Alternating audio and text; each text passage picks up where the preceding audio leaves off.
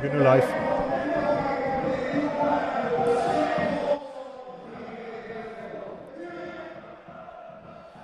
Goedemiddag vanuit Venlo. Goedenavond, beter gezegd. We zijn hier in de Koel.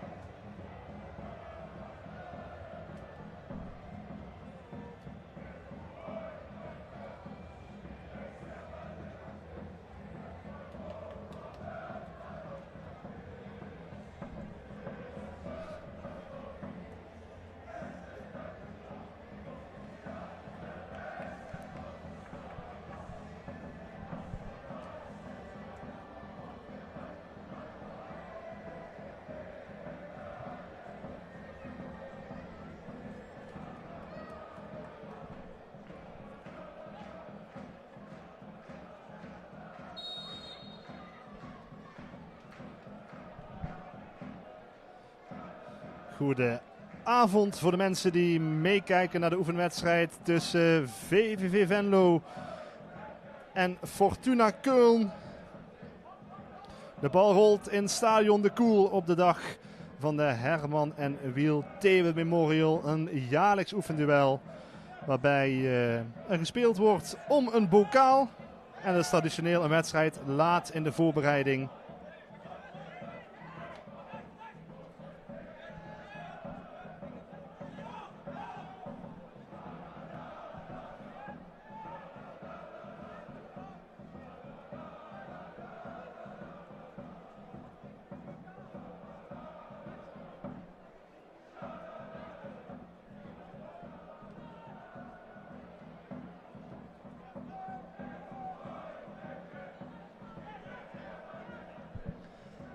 En we zijn dus een minuut bezig bij deze wedstrijd.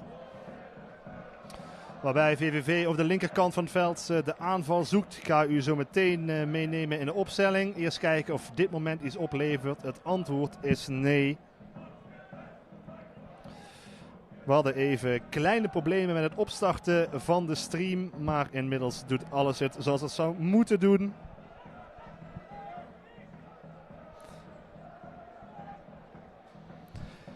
Ja, voor VVV is het nog 2 weken tot de start van de competitie. En dus kiest de trainer Marinus Dijkhuizen meer en meer voor een opstelling die ook wel eens bij het begin van de competitie daar zou kunnen gaan staan. Juri Schonderwald is de keeper van VVV. Achterin een 4-mans verdediging met Louis Görlich aan de rechterkant. Dat is een nieuweling. We gaan jullie ook meenemen met al die nieuwelingen natuurlijk zometeen in de loop van de wedstrijd. Görlich dus rechts achterin. Centraal Blancard met Tijn Joosten. En de linksback is Raf Vullers met rug nummer 14. Dan een middenveld, 3 spelers, Schenkhuizen, Odries en Alex Schalk. 2 Limburgers en een echte Brabander. Ook Schalk is nieuw bij VVV, net als Schenkhuizen. En voorin Zuliani, nog zo'n nieuwe klant, uit Moehoe. En de man die voor de doelpunten moet zorgen, dat vorig seizoen vaak deed. En nu hier bij VVV weer in de punt staat. Dat is Dien Zandbergen. De wedstrijd is bijna 3 minuten onderweg. Je ziet de tijd meelopen. We zijn een half minuutje verder dan dat klokje aangeeft. Heb je nou vragen die we zouden kunnen beantwoorden, dan laat dat vooral weten. Geef je reactie of je vragen in de comments. En als we erop terug kunnen komen, dan doen we dat uiteraard in het verslag van deze wedstrijd. We zijn er van begin tot eind vandaag. Tot aan de prijsuitreiking aan toe. En dat is natuurlijk de vraag of VVV die beker omhoog houdt of dat de tegenstander is. Dat is natuurlijk vandaag Fortuna Köln. Hier een balbezit. Ploeg die uitkomt op het derde niveau in Duitsland. Maar de bal hier inlevert. En VVV kan dan counteren. Maar Schalk, ja, hij weet dan Zandbergen niet te vinden. Het is de fase waarin de afstemming moet groeien tussen de spelers. Dat is niet vanzelfsprekend. En ja, dat is misschien wel de sleutel voor VVV. Dat die twee elkaar gaan vinden, Zandbergen en Schalk. Dat moet toch het duo worden. Eerst verdedigen, Joosten moet aan de bak. Hier tegenover Bieneman. Die bal is niet goed, komt niet aan. En dan neemt Köln over. Misschien in tweede instantie de bal dan nog een keer voor het doel. Maar het gaat een hele grote omweg. Luffel zendt naar de rechterkant van het veld. En dan probeert Strauch de bal voor de goal te brengen. Sleept er een corner uit. En dan gaat iedereen zich melden in het 16 meter gebied van VVV. Ruim 4 minuten onderweg, dus nog geen kansen. Maar misschien wordt dit de eerste mogelijkheid die we gaan zien. Fortuna Köln, ploeg die uitkomt op het derde niveau in Duitsland. Met de corner. Zoeken dan lange mensen. Is niet eens nodig, maar hier komt wel een poging. Dat is gevaarlijk hoor. Het is Fischer die daar gevaar sticht namens de bezoekers. Het loopt voor VVV gelukkig goed af. Ja, hij baalt, Fischer. Weiter, roepen ze vanaf de kant. Ja, dat kunnen wij vertalen. Verder, gaan ze door. En als u wat getrommel hoort, dan komt dat vanuit het uitvak. Want er zijn wat supporters meegekomen vanuit de Doomstad. Die gaan we zo meteen nog wel een keer in beeld zien. Waar nu eerst een vrije trap is voor VVV. Als die fans in dat uitvak staan te hossen met z'n allen. En er eerst een vermanende toespreking van de scheidsrechter is. Daar richting een speler van Victoria. Dit is de centrale verdediger die daar tot de orde wordt geroepen. Dat is, het is een hele mond vol. David Kam Al-Azawi, een Duitse Irakees. Die ook de aanvoerdersband draagt. En nu zal moeten verdedigen. Maar ze stellen het hoog op. Fortuna Köln, de achterste linie voor deze vrije trap. Die genomen gaat worden door Ralf Vullers, wou ik zeggen. Dat wordt hem niet. En de bal is ook niet goed. Ja, dat was een jammere bal, zullen we maar zeggen. De vrije trap dan daar van VVV van Görlich.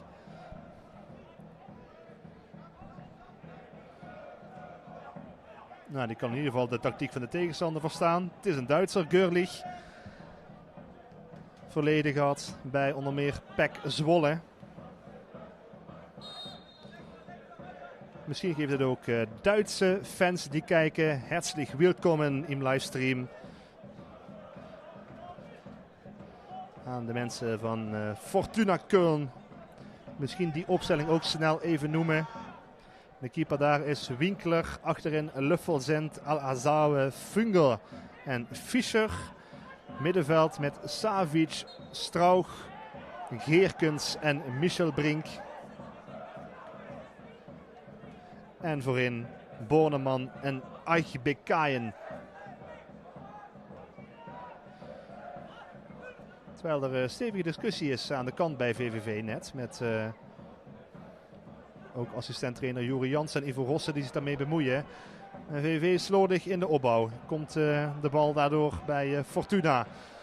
Linkerkant, punt 16 meter gebied. Ja, dat is een overtreding. Gevalletje aanvaller die mee verdedigt. Zuliani maakt de overtreding. Hou hem in de gaten, deze Eddy Zuliani. Niet zozeer bij het verdedigen, maar vooral bij het aanvallen. Dat moet een man worden die VVV qua creativiteit en doelpunten iets gaat brengen. Maar dan zien we hem liever aan de andere kant van het veld en niet hier.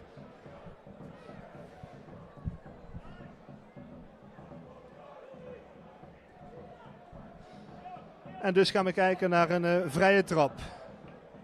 Het is druk daar voor de neus van Schonderwald, waar onder meer Savic zich ophoudt. Ja, de scheidsrechter heeft het ook in de gaten. Geduw en getrek. Daar heeft de scheidsrechter tabak van. Spreekwoordelijk dan, niet letterlijk. Tenminste, daar gaan we vanuit. Thuis tabak, ik heb geen idee. En dan komt de bal voor de goal. Ja, dat is een bal die weggeknikt kan worden daar achterin. Nog een keer dan. Geen overtreding, wel een overtreding. En dan kan VVV opschuiven. Ja, je ziet dat er veel gecoacht wordt. Dat is enerzijds een slecht teken, misschien ook wel een goed teken. Want dat verwacht een trainer van een ploeg die ingespeeld moet raken. Dat sturen ook onderling gebeurt en niet vanaf de kant. Hebben trainers een broertje dood aan. Maar de hoge druk van Fortuna Köln die maakt het VVV moeilijk om te voetballen. Dat is duidelijk in de eerste 9 minuten van deze wedstrijd.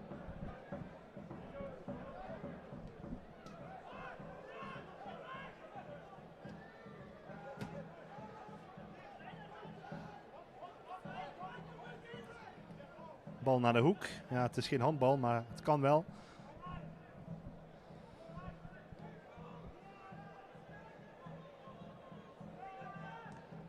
Ja, vliegende tackle van Tristan Schenkhuizen die daarmee voorkomt dat de bal de diepte in kan. Schenkhuizen ook nieuw bij Fortuna dus. Of bij VVV moet ik zeggen. Ja, daar heb je hem al. Freudiaanse verspreking, want hij komt van Fortuna. Nee, niet Fortuna Köln, maar Fortuna Sittard. Speelde daar een aantal wedstrijden in de eredivisie afgelopen seizoen. Heeft nu de stap gemaakt van eerst Geleen Zuid naar Fortuna en dan van Fortuna naar VVV. Middenvelder met rugnummer 38. Afgaand op de voorbereiding schurkt hij tegen een basisplaats aan. Interessant om te zien hoe dat zich allemaal ontwikkelt in de komende weken.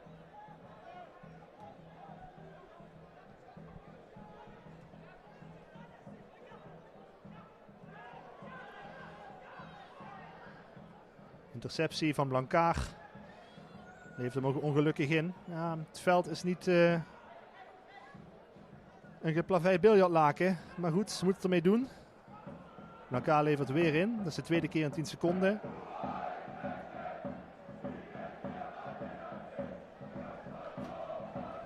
Maar de inworp gaat naar VVV.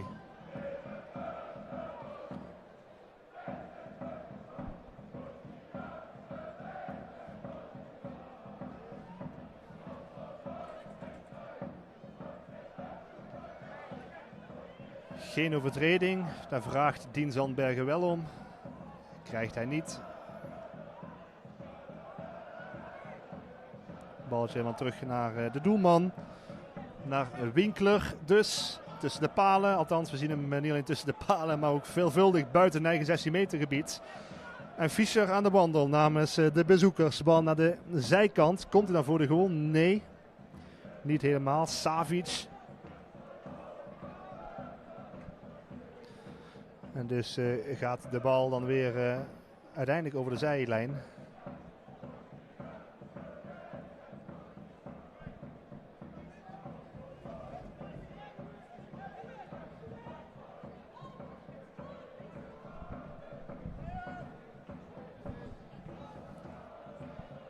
Combinatie door de as. Resoluut verdedigd dan achterin door Joosten. Tijn Joosten. Een van de jongens uit de VVV Jeugdacademie die meespeelt. Het zijn er 3 als ik snel tel met Joosten, Raf Vullers en Mo Odries. De laatste is wel de meest vertrouwde naam van dat drietal in de VVV-opstelling.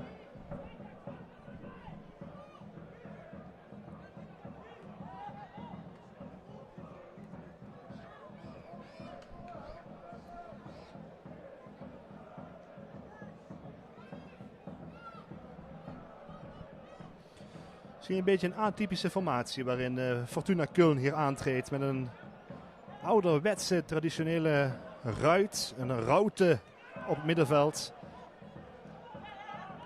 En VVV heeft daar nog niet het antwoord op gevonden in de eerste fase van deze wedstrijd. Het is vooral verdedigen wat de ploeg van Dijkhuizen doet. Overtreding dan gemaakt op Blankaar.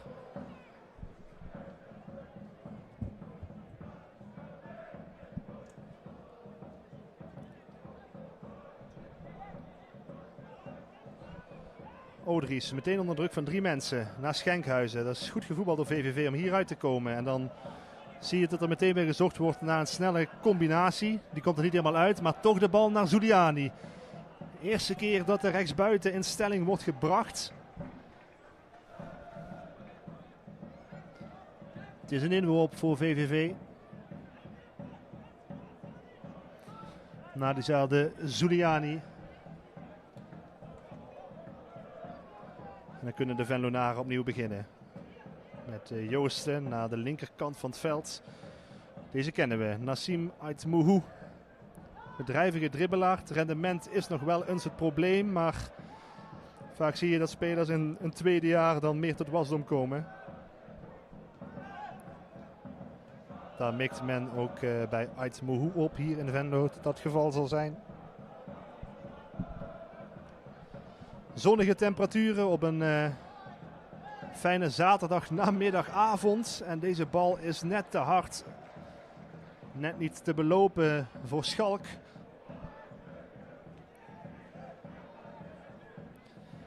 De VVV probeert wel variatie in het spel aan te brengen. Dat is duidelijk.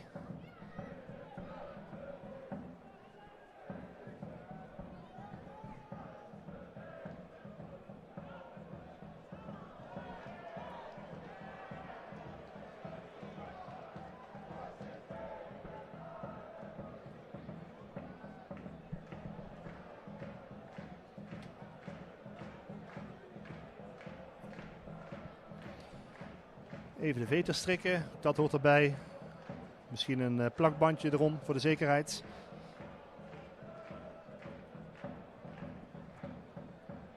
Maar de schoenen zijn weer gedicht. Hier zit misschien eens in voor Zandbergen. Gebruikt het lichaam in dat duel. Nog een keer.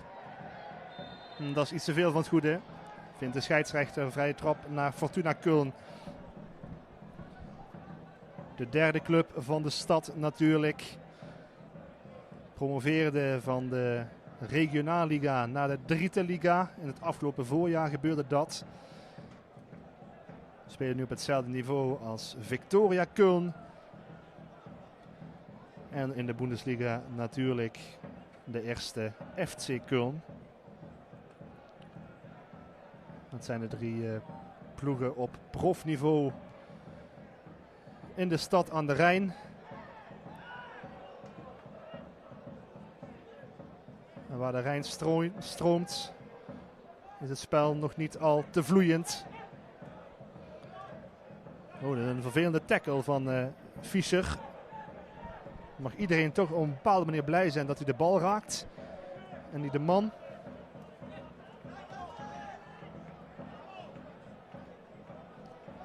En zo tellen we nog geen echte uitgespeelde kansen in eerste kwartier, eerste 16 minuten van deze wedstrijd.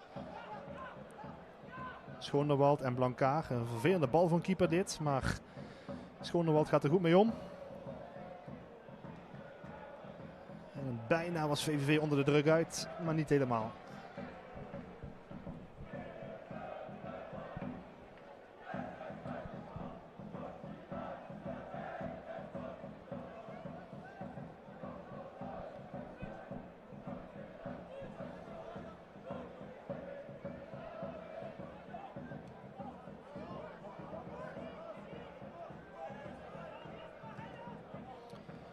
Zandbergen met de kaats. Het vervolg komt er dan niet van de voet van Görlich. En dan moet VVV achteruit. Want het gaat snel als Fortuna Köln komt. En hier komt een kans. En hier komt ook een redding van Schoonderwald. Dit is de eerste van de wedstrijd. Aybekan Wordt daar afgestopt door de keeper van VVV. Met een hand, katachtig. Een soort ijshockeyredding. Kunnen ze ook in Keulen ijshockeyen, maar zeker in Venlo. Als we kijken naar deze manoeuvre van de doelman van VVV. Zuliani, goede controle. Dan wordt de bal over de zijlijn getikt. Backs van VVV staan hoog, bemoeien zich met het aanvalsspel. En de bal voor de goal en daar is dan een vuistje uiteindelijk van Winkler. Hij heeft ook VVV voor het eerst voorzichtig de tandjes laten zien. Weer Zuliani binnendoor, nog een beweging. Oh, goede beweging. En dan dwingt hij daarmee een corner af, de rechtsbuiten. Ja, eerste flits die we van hem zien vandaag. Eddie Zuliani, de rechtsbuiten dus van VVV. 2 paspoorten, Algerijns en Italiaans. En kwam over van het Franse Toulouse. Nou, dat is alvast een palmares waar je u tegen zegt. En de eerste corner komt eraan voor VVV. En Görlich, dat is de man van de standaard situaties. Heeft een goede trap. Niet voor niets, ook bij deze corner staat hij klaar. Afdraaiende bal, half verlengd. Sandbergen dan nog een keer, bal voor het doel. Misschien nog een reboundkans. Maar een overtreding gezien. En dus de vrije trap naar Fortuna.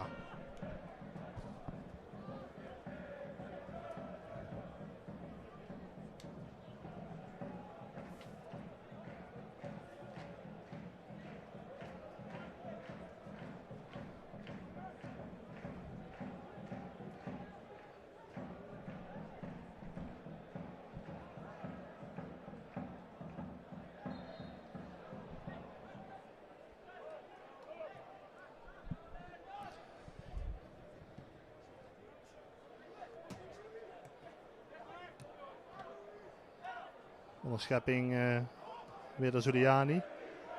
No-look paasje dan voor de eigen dugout. Dat is leuk. Niet dat hij iemand ermee het bos instuurt. Maar het getuigt wel van spritsigkeit. Om daar maar zo goed Duits woord in te gooien. Ik lees dat er in de comments veel mensen zijn die fan zijn van Dien Sandbergen. En niet alleen de mensen die houden van zijn doelpunten. Maar deze bal krijgt hij toch niet onder controle. Ja, dan is hij boos. Snap ik ook wel. Geen aansluiting, bal te hoog.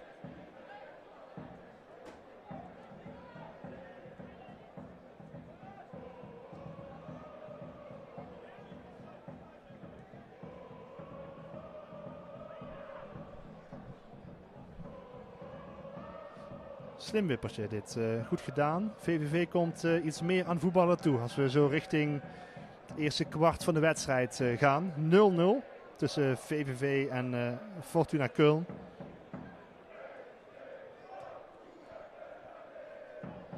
Ter hoogte van de middenlijn de bal naar Blancard. Moet dan toch nog een stationnetje terug. VVV dus tegen een Duitse ploeg. De club VVV krijgt ook meer een Duits karakter sinds een aantal maanden geleden de VVV Invest Groep zijn intrede deed bij de club. Een groep investeerders, een Duitse partij die aan het eind van het jaar een meerderheidsbelang in de club moet hebben. Dat is de bedoeling, zo vertelde algemeen directeur Guus Pennings onlangs in gesprek met Alleen. De eerste ervaringen zijn goed. Als dat voetbal ook geldt, dan wordt het een leuk seizoen in Venlo.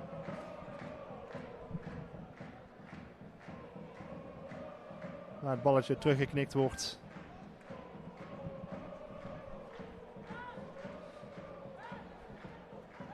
En het eerste kwartier was het heel voorzichtig wat VVV liet zien. Maar nu meer balbezit voor de ploeg van Dijkhuizen. Iets meer diepte ook in het spel. En iets meer patroon ook te zien. Zuliani en Görlich, dat is een koppeltje dat vermoedelijk wel even gaat staan daar aan de rechterkant.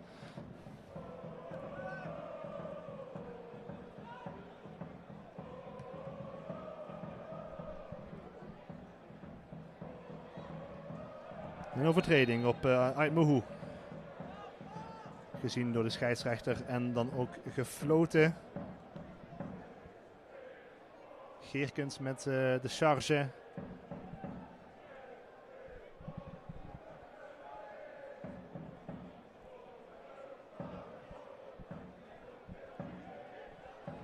De vorige vrije trap leverde niet veel op. Kijken of dat nu anders gaat zijn.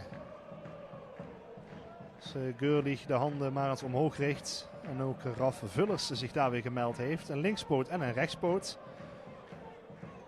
Vullers de linkspoot. Gurlich de man die het met het rechterbeen kan. Verdedigd. De bal is kort. Al-Azawi zat ertussen. Maar misschien in tweede instantie alsnog VVV dat iets kan. Oh, dit is een goede bal dit. Van Zuliani. Maar Blancard komt net te kort om hem te verlengen richting het doel.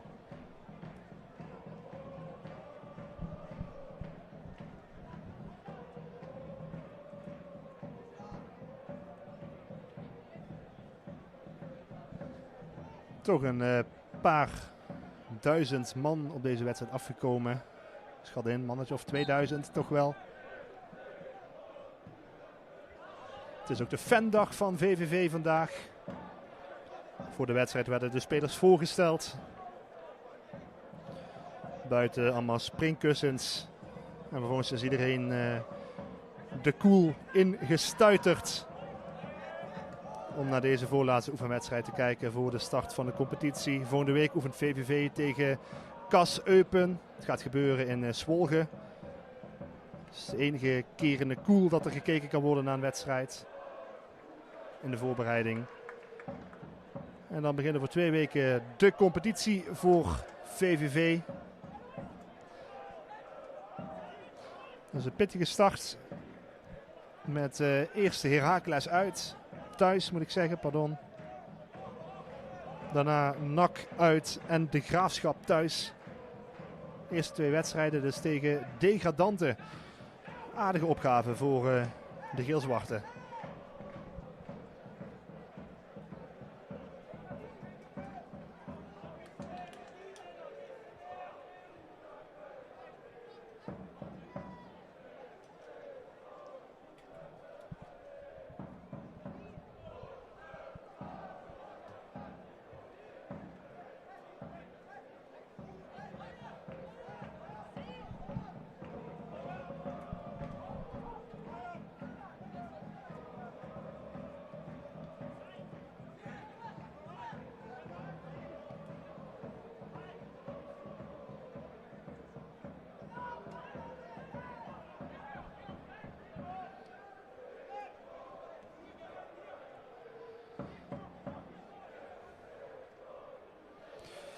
De onderschepping op de achterlijn is gevaarlijk. Geerkens namens Fortuna, maar geen vervolg. Dat is gunstig.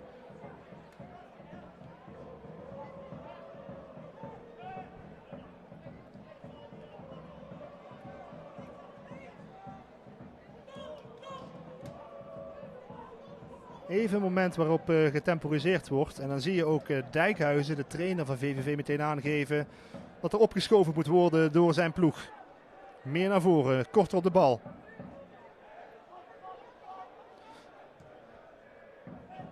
Doorjagen dus.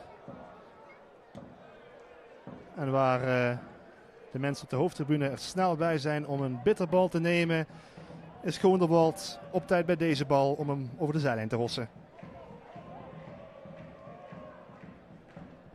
Gemoedelijk zomeravondvoetbal. Ja, na een WK van een wedstrijd of 732 is het verfrissend om weer clubvoetbal te zien. Met VVV naar de bal naar Aitmuhu. Dit wordt een kans. En ook een redding. Het is Winkler die het oog heeft in deze poging tot wippertje van Aitmuhu.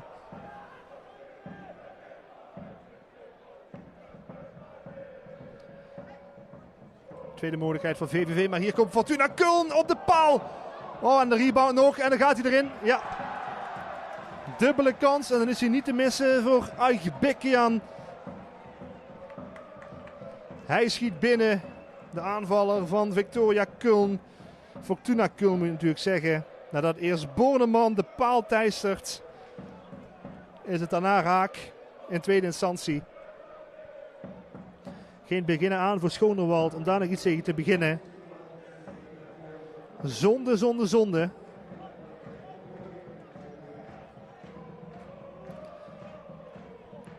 Maar het gaat heel snel opeens in die situatie. De bal achter de verdediging.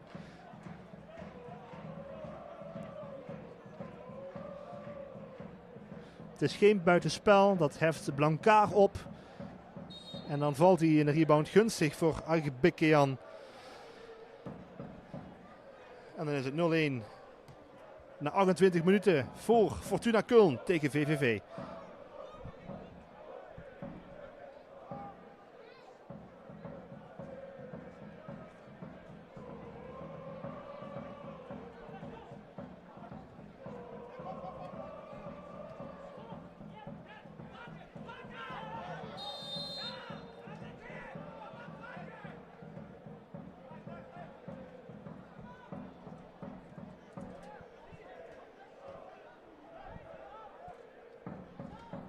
En dan ben je als trainer ook benieuwd in zijn voorbereiding hoe je ploeg omgaat met tegenslag.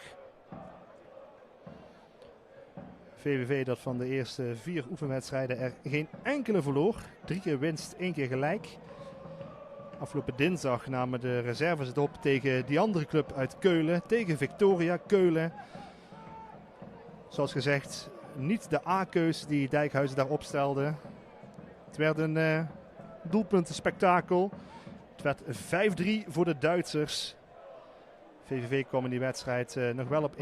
Maar het stond na 53 minuten met 4-1 achter. Scoorde nog wel 2 keer in de slotfase. En dat deed Viktoria ook nog een keer. Nou, deze test, daar moet je meer waarde aan hechten als je kijkt naar het karakter van het elftal. Het vertoont toch hele grote contouren van het VVV dat mogelijk ook het seizoen gaat beginnen. Over 2 weken dus. Hier op vrijdagavond tegen Heracles Almelo.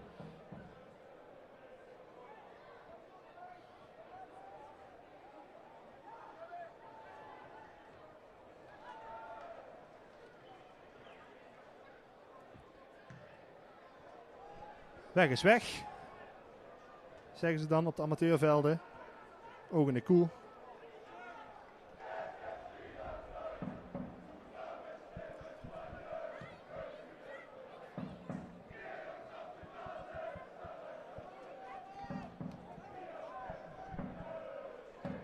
Terwijl bij VVV de eerste spelers beginnen aan een warming-up om dadelijk in de tweede helft in te gaan vallen.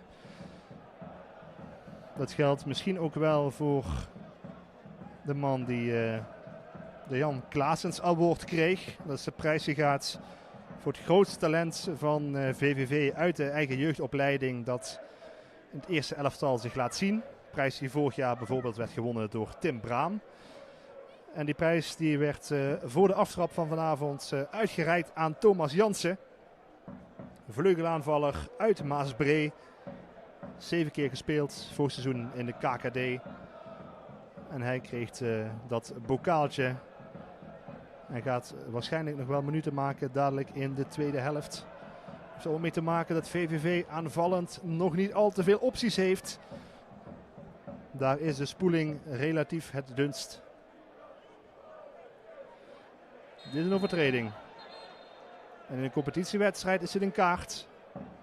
Nu misschien even niet. De scheidsrechter laat het erbij zitten.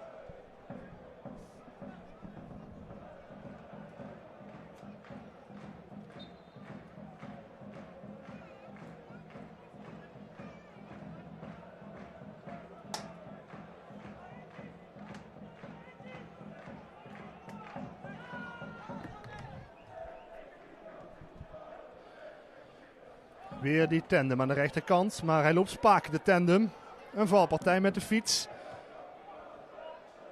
Maar Gurlich is er al bij om de schade te herstellen. En Odries om de bal in de ploeg te houden. Ja, alleen verzorgd van alle 4 Limburgse profclubs een livestream in de voorbereiding op het nieuwe seizoen. Vandaag dus deze wedstrijd van VVV. Volgende week komen de andere 3 ploegen aan bod. Zal ik eerst even naar dit moment gaan kijken, want dit is kappen en draaien op een manier waar Willekeur jaloers op is. Ja, en dit is alleen maar geen geel omdat het een oefenwedstrijd betreft. Anders was Savic hoe dan ook op de bond beland. Maar, zoals gezegd, van iedere Limburgse profclub een oefenwedstrijd live te zien op de online kanalen van L1. Volgende week vrijdag om 7 uur, 31 juli, hebben we het dan dus over. Fortuna Sittard tegen Apoel Nicosia, ook live te zien. En een dag later komen MVV en Roda JC aan de beurt. Zaterdag 1 augustus dus om 2 uur MVV tegen Patro IJsden. Dan kunt u daarna de groenten gaan wassen en snijden en avondeten. En dan zit u om 6 uur weer op de bank of in de tuin met een streampje voor het live verslag met de beelden van Roda JC tegen Alemannia Aachen.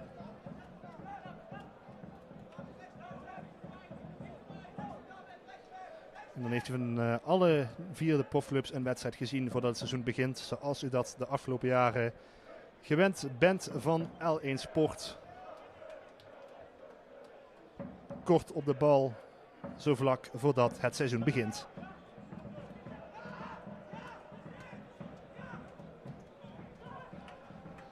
De opening, dat is een goeie. Zuliani trekt het spel meer en meer naar zich toe. Goeie actie uit Moehoe. Het schot en de redding. Ja, de vleugelaanvallers van VVV laten zich zien. Aymohu trekt naar binnen, test dan de verre hoek. Vindt hem wel, maar vindt ook de keeper. En die keeper is hier weer attent. En dat is een vervelende botsing. Ja, Schalk zegt, waar moet ik heen? Zoals Raymond van Groenewoud dat ook ooit zei. Het antwoord was België, dat zou ik nu niet doen.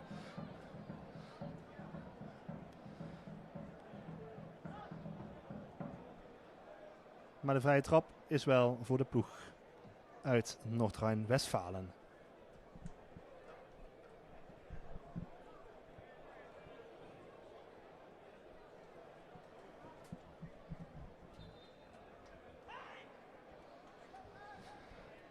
De bal weer in de handen van Winkler, een doelman die toch een betrouwbare indruk maakt. Nog niet op een fout te betrappen.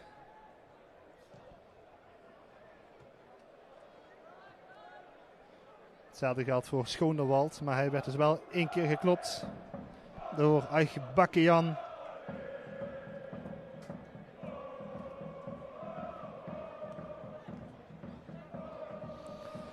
Terwijl ik begrijp dat de liveblogger van Fortuna Köln hoopt op een halftime show. Ja, die heeft iets te veel naar het WK gekeken, denk ik. En die suggereert dan André Rieu. Dat moet je niet te hard hier zeggen. Achterkans groter dat Lex Uiting of Pans Pollux zich zo meteen laat zien. Maar ook daar zou ik niet op rekenen. En er zit natuurlijk gewoon een zanger in de dugout. Hier beneden langs het veld. Want daar zit de helft van het duo van Bjorn en Mieke. Bjorn Poels. Hieronder ziet u hem zitten. En dat bakje daar ter hoogte van de middenlijn. En de zijlijn gaat de bal nu overheen.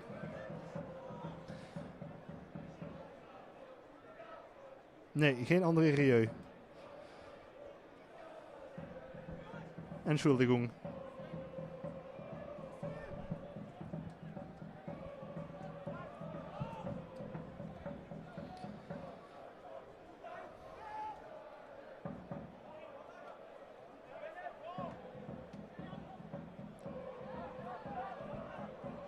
Veel warmlopers bij Fortuna Köln. Zij spelen morgen nog een oefenwedstrijd. En, het eind van de ochtend gaat het al gebeuren. Om 1 uur beter gezegd. En dit is buitenspel. De maker van de 0-1. Die nu nog een keer probeert, maar zijn bal dat heeft geen nut. Want het was dus achter de laatste man. Maar ze oefenen nog een keer morgen Fortuna Köln. Dat gaan ze doen tegen een ploeg uit de Oberliga. Dat is het 5e niveau in Duitsland. Spielvereinigung Velbert. Dan gaat bij u natuurlijk meteen een belletje rinkelen.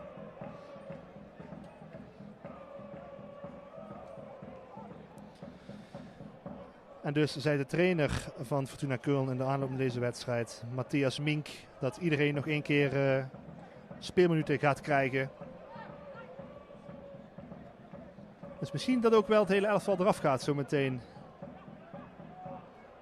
Ik zie 13 man warm lopen. Het zijn er 2 te veel om iedereen in te laten vallen. Maar goed, zeg nooit nooit. Spelregel wijzigen kan altijd.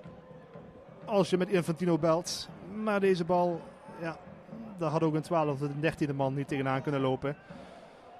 En dan struikelt Savic bijna over de leren knikker. Voordat hij dan toch weer de linkerkant op gaat. De meest dreigende kant van Fortuna Köln in deze eerste helft. Voorzet van Fischer. Oeh, dat is een goede aanval.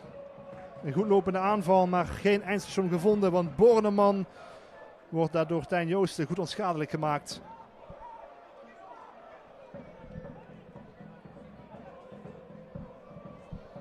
Nou, als mensen nog een suggestie hebben voor de halftime show, laat het vooral weten in de comments.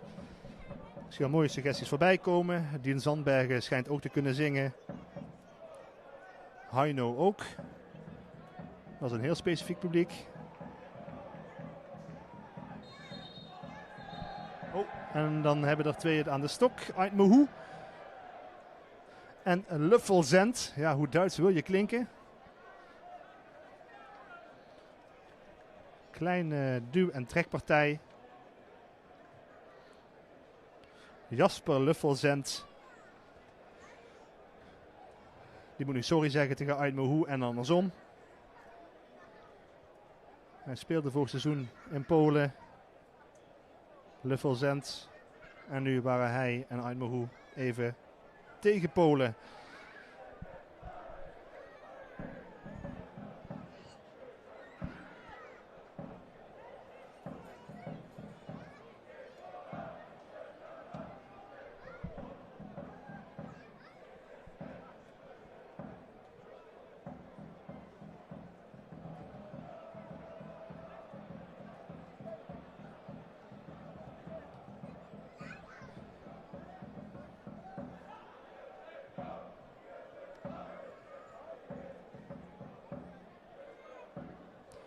Oh, een kleine circus act van Aitmohu.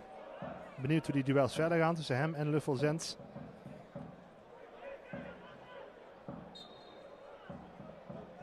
Buitenspel gezien door de grensrechter en gefloten door de scheidsrechter.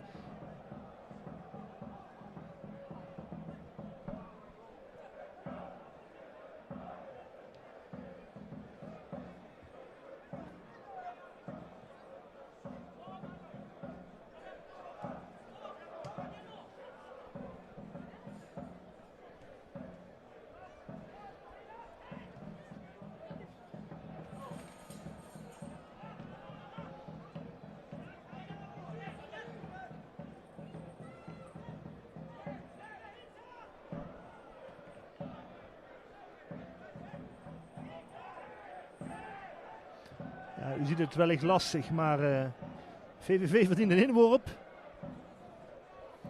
Camerapositie staat niet toe dat we alles tot in detail laten zien in de hoeken. Uiteindelijk komt die bal alweer een keer in de as van het veld. In de 42e minuut van deze wedstrijd. Deze voorzet is iets te hard.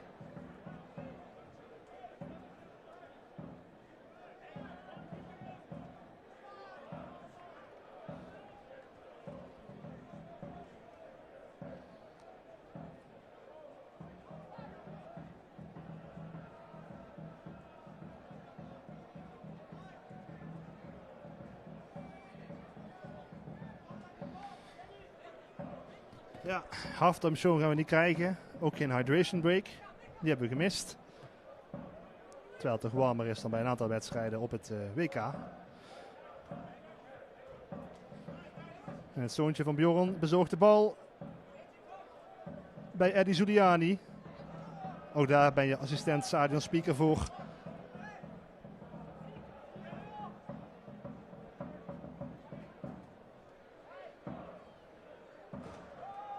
Ja, en dan houdt het veld een keer op. Doeltrap dus voor VVV.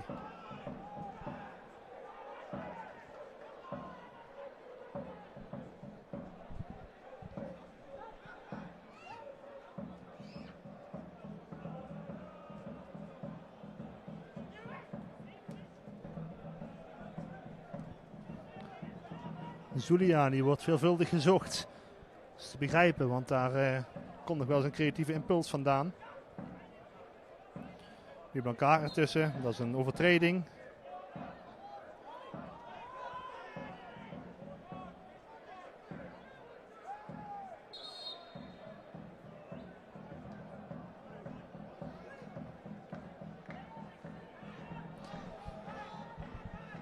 Ja, een vrije trap dus bij het sluiten van de markt en sluiten van de eerste helft, dat ook.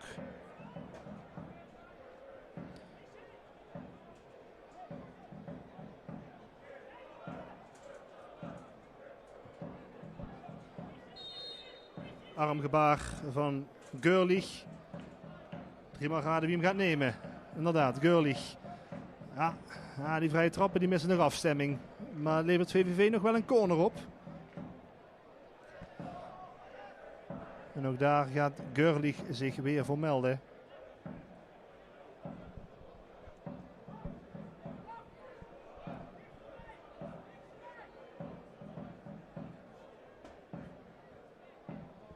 Eén arm de lucht in. 13 Fortuna Köln spelers die toekijken. Nog nooit zo op de eerste rang gestaan als op dit moment. Een soort passieve muur langs de zijlijn. Gaan misschien nog wel een minuutje bij komen zo meteen. Vierde man staat klaar, maar eerst de corner. Mistasten, half van Winkler.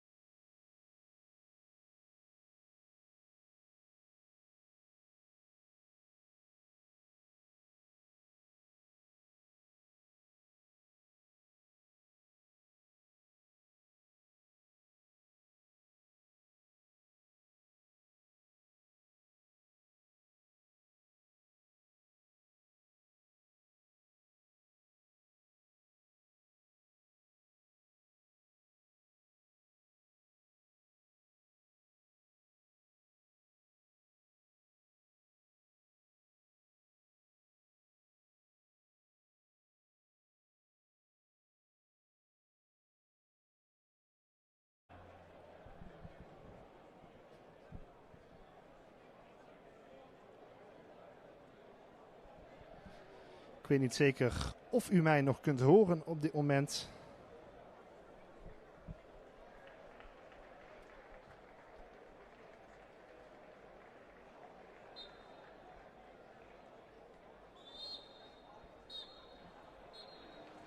En dan is het rust. Het is pauze in Venlo. In de koel tussen VVV Venlo en SC Fortuna Köln. Het is rust. Het is 0-1 door het doelpunt van Aigbekian. Zometeen het vervolg hier vanuit de koel. De tweede helft volgt zometeen dus over een kwartier.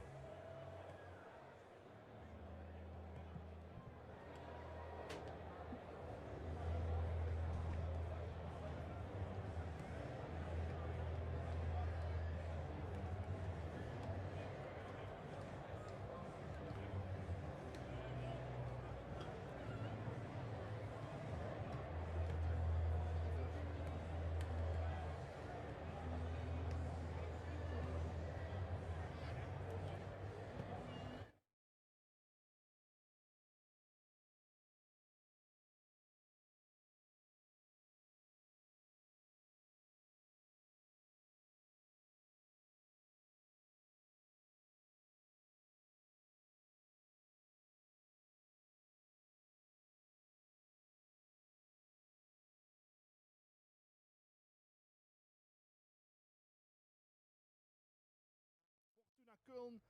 Ruststand 0-1 voor de Duitsers. Doelpunt gemaakt door Aiche Bikeyan. De Nigeriaanse aanvaller die na een klein half uur de enige treffer tot dusver scoorde. Het is oefenvoetbal, dan weet je dat er gewisseld wordt. Dat gaat Viktoria Köln sowieso 2 keer doen. Stanilovic en Tier gaan daar invallen. En het is de vraag of ook bij VVV nog iets omgezet wordt. Ik krijg de indruk van wel, maar het antwoord gaan we zo direct zien.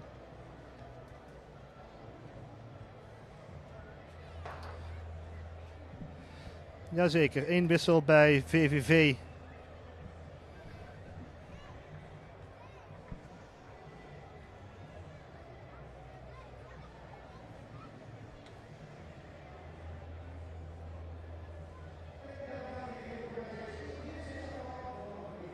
Jordan Aicheboye gaat invullen.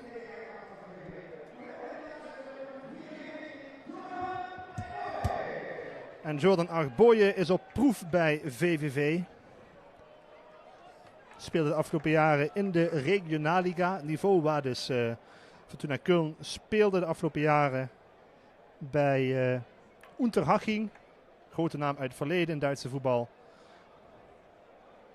Hij komt erbij in de plaats van Aitmuhu aan de linkerkant. Een proefspeler, benieuwd wat hij kan brengen. En bij Fortuna Köln is Borneman gaan zitten. Tier voor hem in het elftal.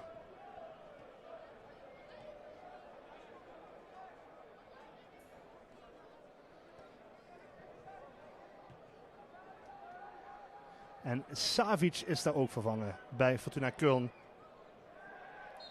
Dus een doppelwechsel, zoals dat zo mooi noemen in het Duits. Borneman en Savic vervangen door Stanilovic en Tier.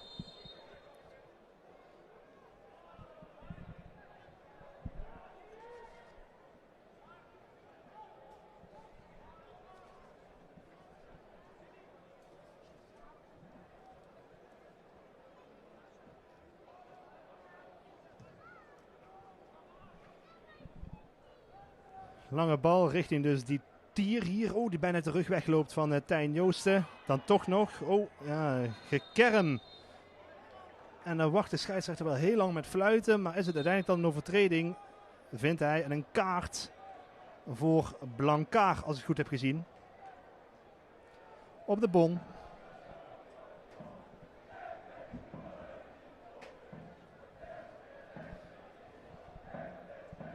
Eerste gele kaart van de wedstrijd is daarmee een feit. En die gaat naar de centrale verdediger van VVV.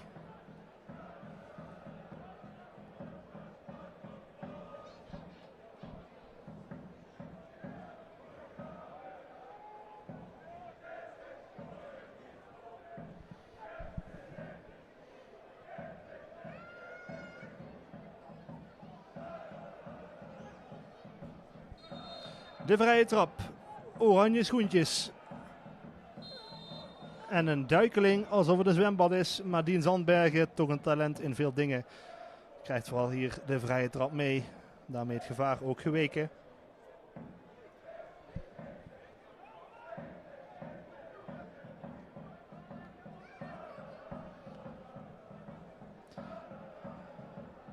Benieuwd of er omzettingen zijn bij VVV. We zien Zuliani hier bij deze eerste actie iets meer naar binnen trekken. En de bal had door de as naar Schalk gekund, maar hij gaat naar de linkerkant. Komt niet aan bij Aicheboye. Wat ook opvalt is dat VVV bij balbezit van de tegenstander Schalk naast Zandbergen zet voor het afjagen. 1 naar de keeper. En dan doortikken. Laat Aicheboye zich iets te makkelijk de kaas van het brood eten. Odries moet dan herstellen.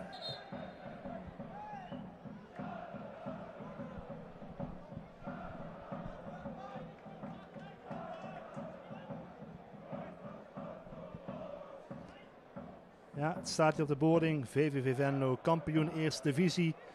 1993, 2009, 2017. Als je dan die intervallen bekijkt, komen we langzaam maar zeker weer een keer bij een kampioensjaar in de buurt. Wat zou het mooi zijn. Eerst deze wedstrijd maar eens afronden. Aigbakian wint het duel van Blankaar. Niet meteen een kans, maar aanval loopt nog. Over heel veel schijven, dat wel.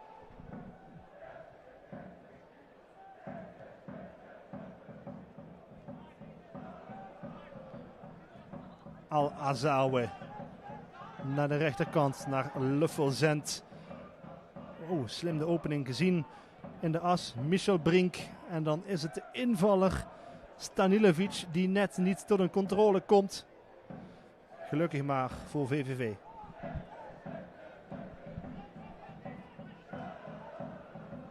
Ja, de Herman en Wiel Thewe Memorial.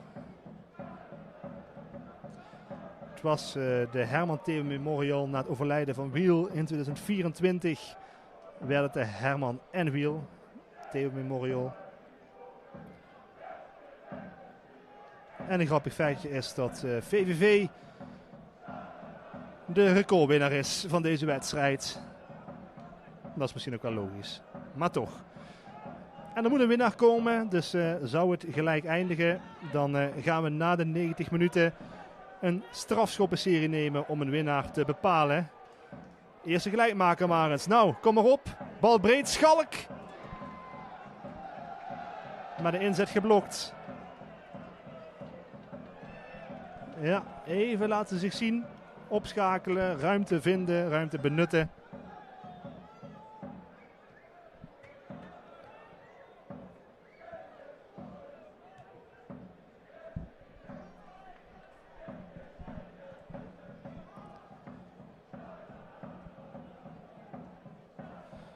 Maar goed, het is dus een mooie ode aan de heren Thewen.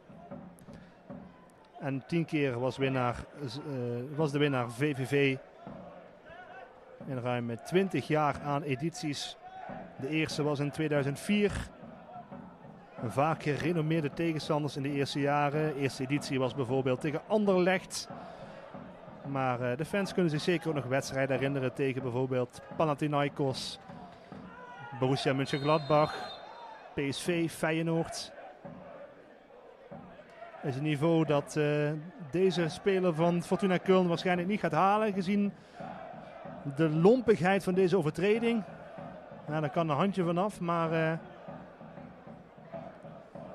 hij wordt toch echt op de bon geslingerd. Geerkens is het er niet mee eens. Maar een overtreding is het zeker. En de pijn is er ook bij Alex Schalk.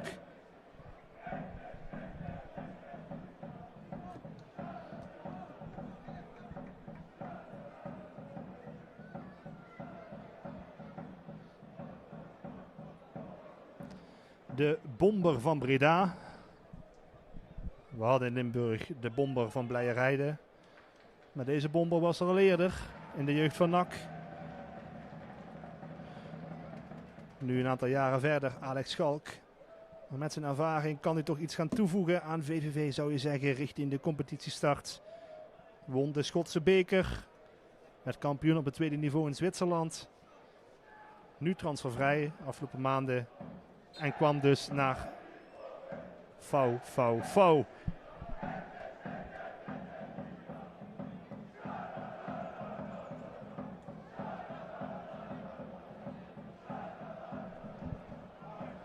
Blankaar.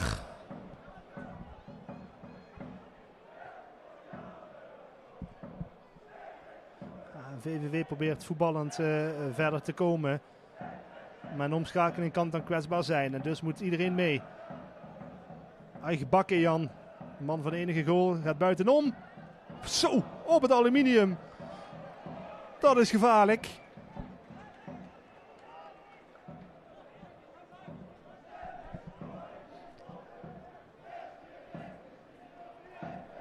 Bijna dus 0-2. Bijna weer de Nigeriaan die scoort. Maar dat blijft VVV dan toch bespaard. Soepele actie links buitenom. En dan is het de lat die de 0-2 in de weg staat.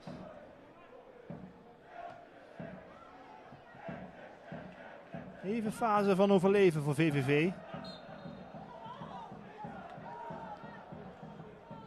En als dan ook de vrije trap meegaat, dan kan er weer opgelucht adem worden gehaald.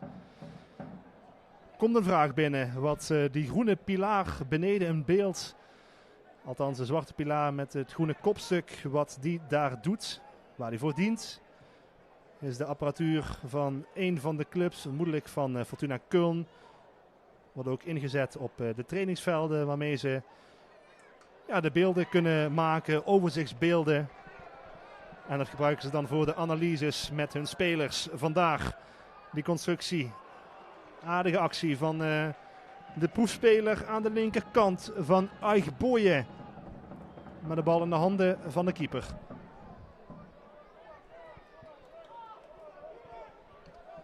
Het is voor te stellen dat VVV daar een proefspeler heeft. Want er is nog wel wat te winnen in het aanvallende compartiment.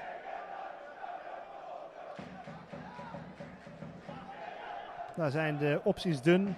Dus we kennen de bank van vandaag. Thomas Jansen die we eerder noemden. Dat is eigenlijk al een jeugdspeler. En anderen die daar op de bank zitten komen ook allemaal uit de eigen jeugd. Amper tot geen profervaring. Dus daar heeft VVV nog wel wat nodig.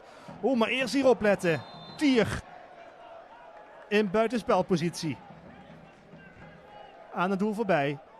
Opgelucht ademhalen. Het blijft 0-1 voor Fortuna.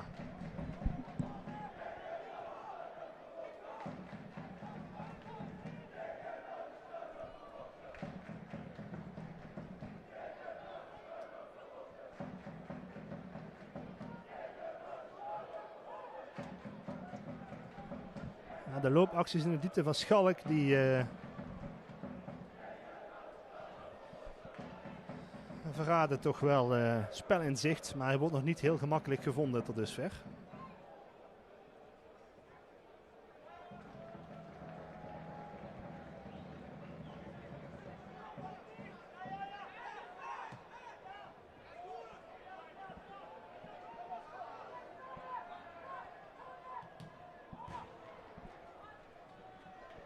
Over de achterlijn. Corner dus voor Fortuna Köln. We zitten in de 56e minuut van de wedstrijd. 0-1 dus de stand. Aich Bekkejan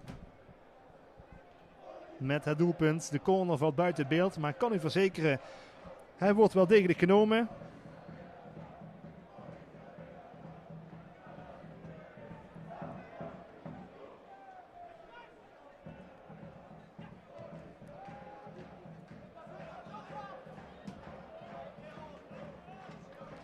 Een kleine assistentie daar van de reservestadionspeaker.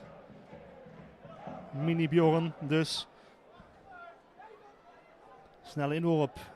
Even geen opletten daar bij VVV. Moet nu wel gebeuren. Als Tier de aanval opzet. Hier er wel weer tussen komt. Maar dan maakt hij de overtreding. De man met evenveel getal op zijn rug als doelpunten vorig seizoen. Namelijk 7. In de Regionalliga. Fortuna Köln dat ook over 2 weken aan het seizoen begint. In de Dritte Liga dus. Eerst tegen Sonnenhoven Groß Asbach en dan tegen Alemannia Aachen.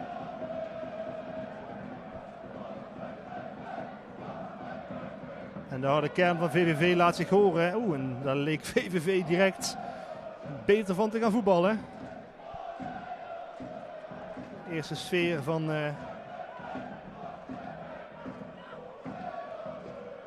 de fanatiekere fans.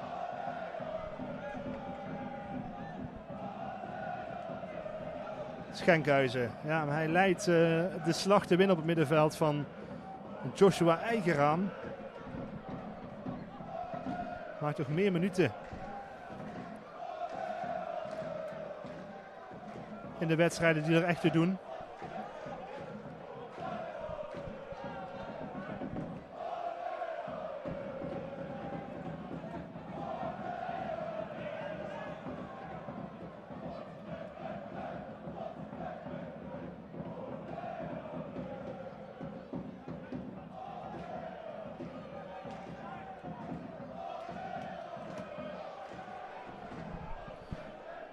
Tier er weer vandoor. Het ziet er kansrijk uit. En hier komt een grote kans. En hij landt in de handen van Schoonderwald. Het is de poging uiteindelijk dan van Luffelzent. Die hadden al aan de stok met Ait Mohu in de eerste helft. Dat doet nu VVV bijna echt pijn.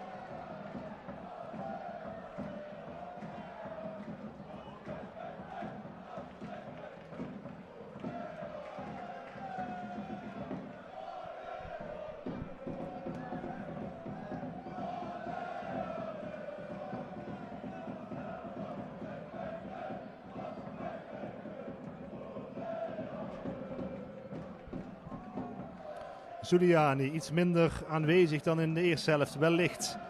Oh, maar dit is een goede actie. En hier komt een kans voor VVV. Hij gaat er net niet in, daar is hij dan toch. Ik had er om gevraagd, Zuliani. En dan komt daar de poging. En die gaat er net niet in. Maar het voorzichtige rammelen aan de poort door VVV.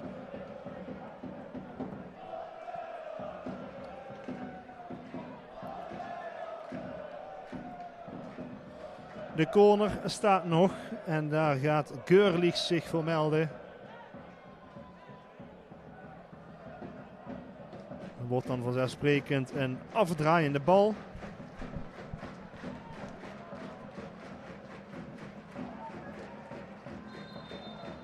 Maar een overtreding, en daar wordt er veel van gezien door de scheidsrechter. Die houdt het kort met een beetje Venloze fantasie.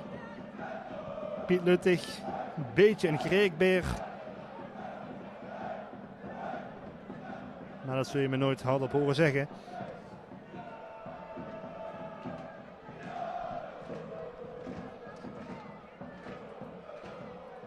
En zo is het ook wel de kunst voor VVV om het tempo in de wedstrijd te krijgen. Want dat haalt Fortuna naar hartelust eruit in deze fase. Het staat dus 0-1 na een uur voetbal in de koel. Agbekkejan.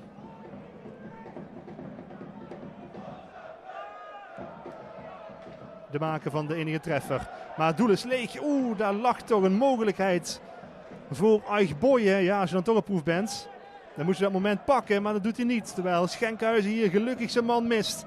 En Fortuna Köln via Agbekkejan weer er in de aanval is. Hier komt een doelpoging.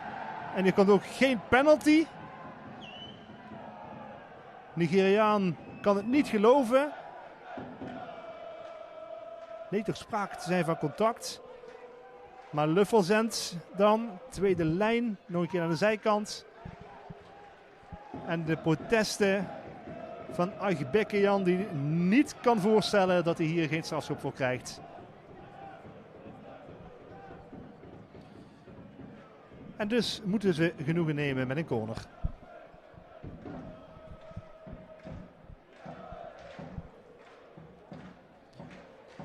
Veel mensen in de 16. Niet zoveel als in het uitvak, want die maken ook weer geluid. Op het moment dat de VVV harde kern begint te zingen, doet het uitvak dat ook. En wachten we op de corner. Afdraaiende bal wordt door Al-Azawe als laatste geraakt. En dus is de doeltrap daar voor VVV.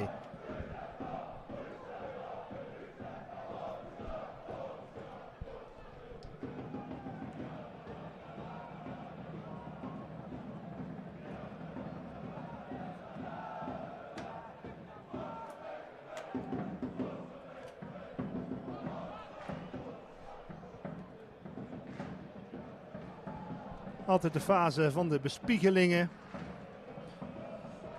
Wat kunnen we van VVV verwachten dit seizoen? Dat gaan we na afloop van de wedstrijd ook maar eens vragen aan de betrokkenen. Bijvoorbeeld aan trainer Marinus Dijkhuizen. Hoe hij het voor zich ziet en hoe VVV ervoor staat. Dan vermoed ik dat de ambitie zal zijn dat play-offs mooi meegenomen zou zijn. Maar misschien mag er nog wel iets dwingender dan dat. En moet je gewoon zeggen, wij willen die play-offs in de doelstelling iets aanscherpen ten opzichte van vorig seizoen.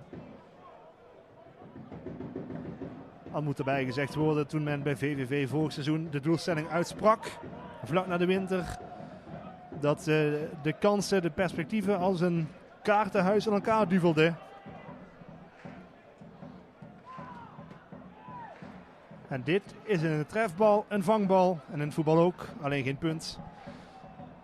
Schoonderwald, een keeper waar VVV in ieder geval van op aan kan. En je ziet het, als er een tegenbeweging mogelijk is, wordt het tempo gezocht. En het blijven zoeken, want Sandbergen wordt niet gevonden. En dat is toch wel een patroon deze wedstrijd. Dat Sandbergen niet gevonden wordt. De man van al die doelpunten in het vorige seizoen. Hij maakte er 15 in 34 duels.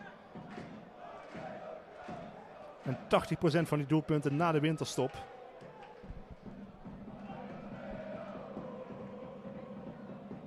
Maar ja, je moet hem wel vinden en dat zit er nog niet in.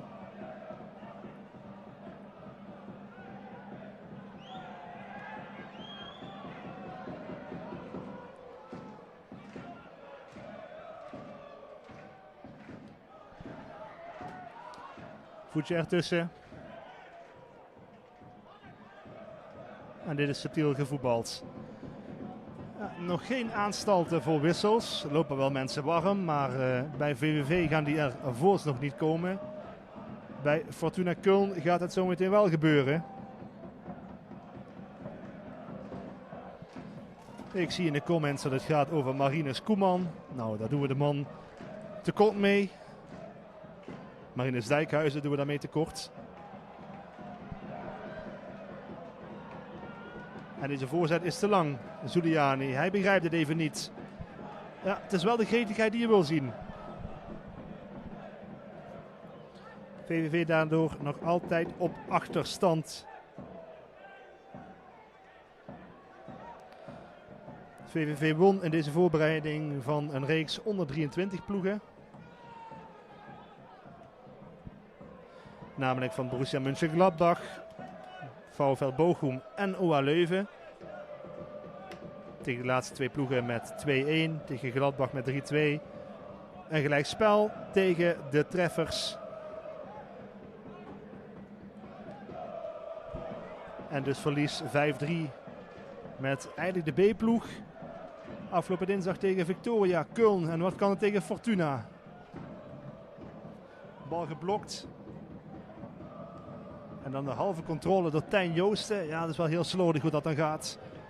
Geen enkele noodzaak tot dat rommelige uitverdedigen. Maar het gebeurt wel.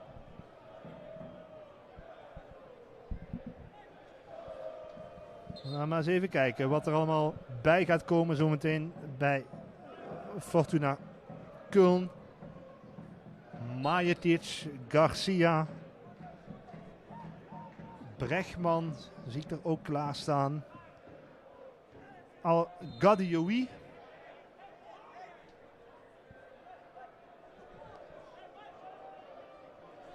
Neotelle, als ik het goed zie.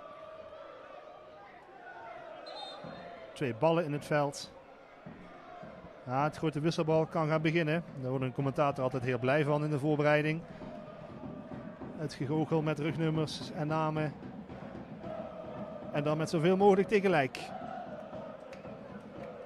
Sandbergen van de bal gelopen. Hij heeft het nog niet.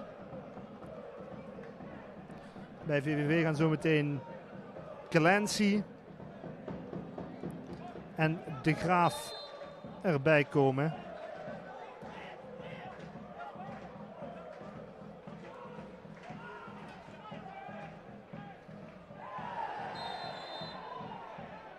Oh, dat is een stevige charge en dat is dus ook geel. En rood. Tweede gele kaart voor Tijn Joosten, ja.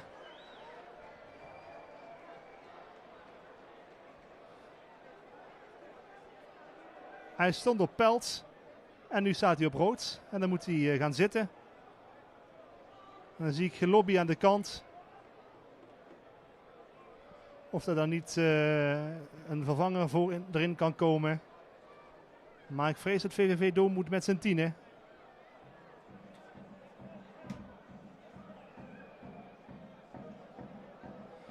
En dan zegt Joost, ik wist niet eens dat ik geel had.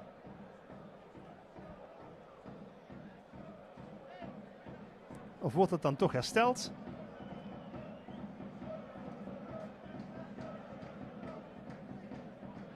Consternatie, onduidelijkheid. Ja, Joosten zegt, ik wist niet dat ik geel had. Dus hoe kan ik dan nu rood krijgen? Ja, scheidsrechter zeggen, maar waardoor Marinus Dijkhuizen. Nou, we gaan ons even richten op de wissels van Victoria Kullen, want dat zijn er 7 alles bij elkaar. Kun je beter afvragen wie er niet bij komt. Nou, daar komen we wel uit zometeen.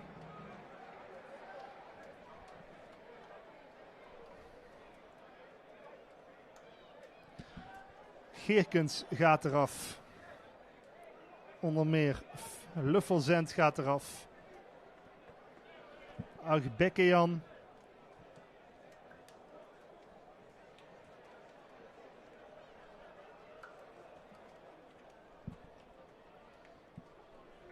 En ook Al-Azawe. Ja, u houdt de namen te goed. Lijkt wel op dat Joost in ieder geval vervangen mag gaan worden dan toch.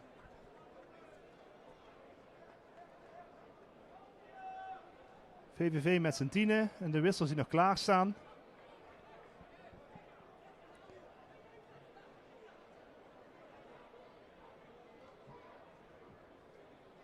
Nou, het is voorlopig een 10-tal dat verder gaat.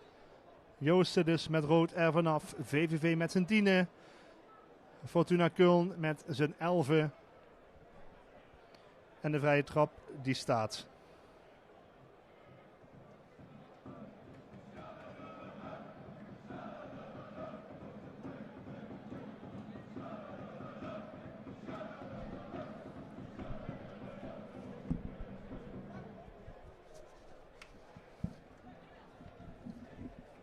Toch 2 vervangers bij VVV.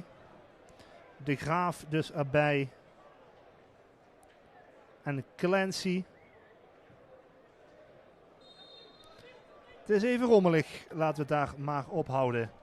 Oh, en de kopbal in de handen. Dat is goed gekiept door Schoonderwald.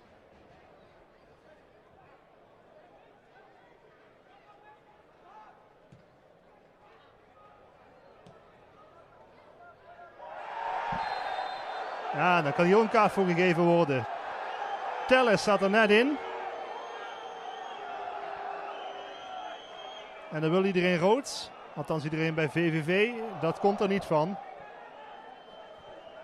En zo heb je toch consternatie in een oefenduel. Consternatie, tumult. Het is hier nog onrustiger dan bij een gemiddeld wegrestaurant. Om 6 uur in de avond. Kan ik u nog vertellen dat bij VVV Blancaar is vervangen door Clancy. En dat ook Görlich is gaan zitten.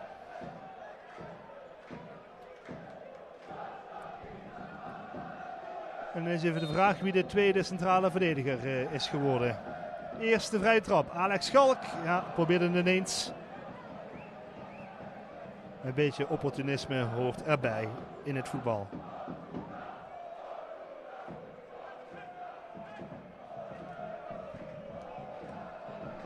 Schenkhuizen is nu centrale verdediger geworden. En Schalk iets meer naast Odries gaan spelen. Een 5-2-3. En zo staat het nu bij VVV.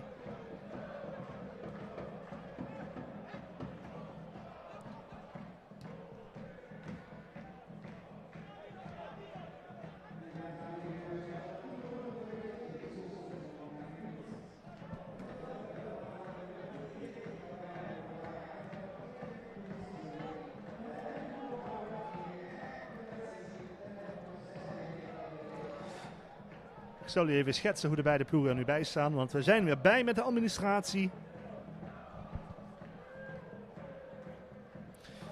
Schoonderwald natuurlijk de keeper bij VVV. Dan achterin De Graaf, Clancy, Schenkhuizen en Vullers.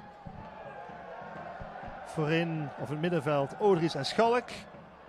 En voorin deze Zuliani, Zandbergen nog altijd de spits en Aichboye vanaf links. Ja, bel Infantino maar. Zegt iemand. Ik vrees dat het daar te laat voor is. Hadden ze net moeten doen. Dat was nog wat mogelijk geweest.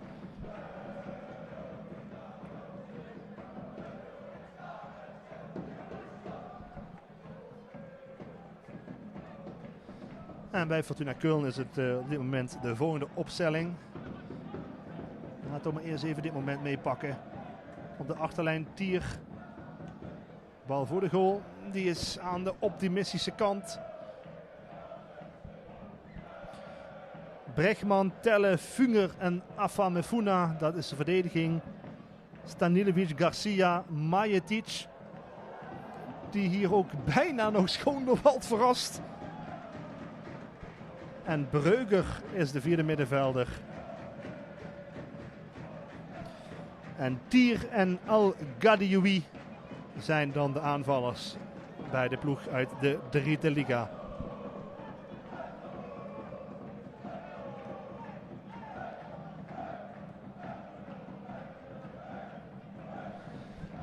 Ja, de collega's hebben nog even de beelden teruggekeken. Het is moeilijk te zien over de eerste gele kaart. Of die voor Blancard of voor Joosten was. De eerste overtreding werd gemaakt door Joosten. Daarna ging ook Blancard duel in. Dan wordt er een kaart getoond. En ze staan allebei bij elkaar in de buurt. En waar iedereen, inclusief ikzelf, in de veronderstelling was dat de kaart naar Blancard ging, moet die dan wel voor Joosten zijn geweest. Ervan uitgaande dat de administratie van de scheidsrechter klopt. Hoe dan ook, VVV nog maar in ondertal.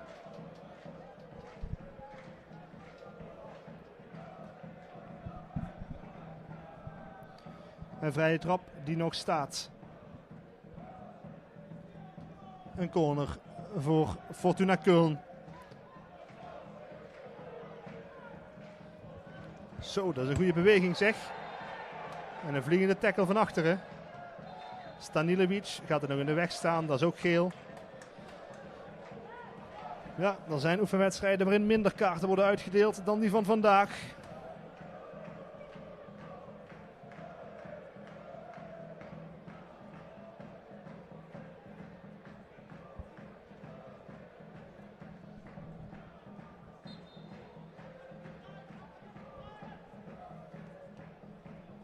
Schoonderwald met een goede bal naar de rechterkant. J. de Graaf daar met de controle en vervolgens de overtreding gemaakt. Odries die het veld breed houdt. Hele grote kom die VVV maakt, weinig mensen in de as. Een overname door de bezoekers die op zoek gaan, die jagen natuurlijk op een tweede doelpunt. Tweede lijn, Majetic. Vindt geen medespeler. Stanilevic. En dan de bal voor het doel. En J. de Graaf op het laatste moment. Die er nog tussen zit om de bal weg te knikken.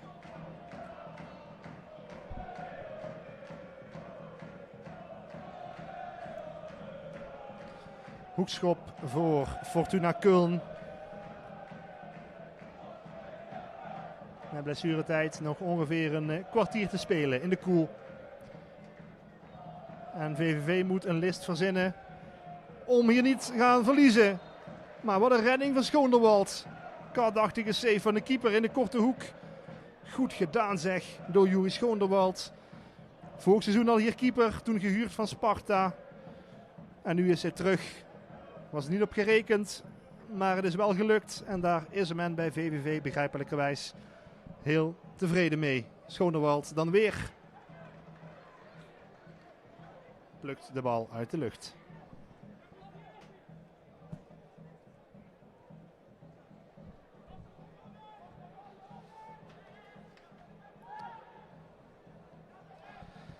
VVV dat natuurlijk ook wel wat spelers heeft zien vertrekken. Belangrijke jongens. Navarone voor bijvoorbeeld.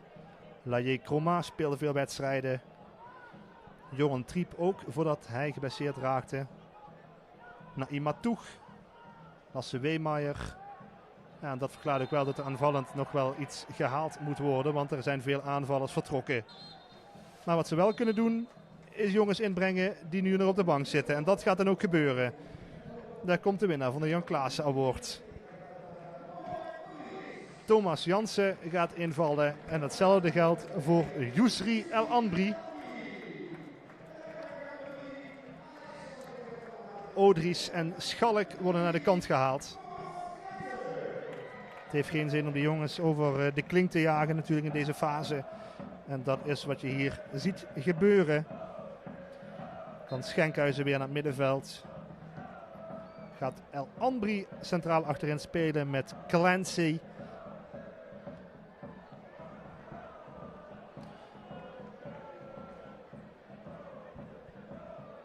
En dan zal Zuliani dan vanaf het middenveld komen of Jansen als een soort van tweede spits.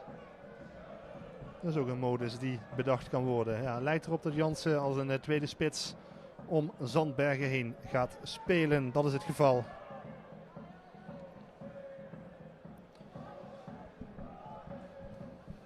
Meer risico dan dit zal er ook niet in zitten.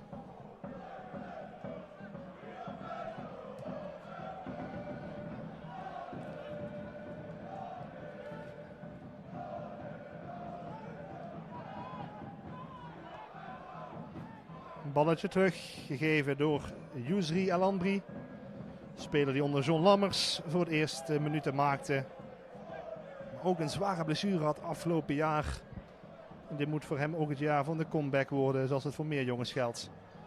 Centraal achterin samen met Clancy.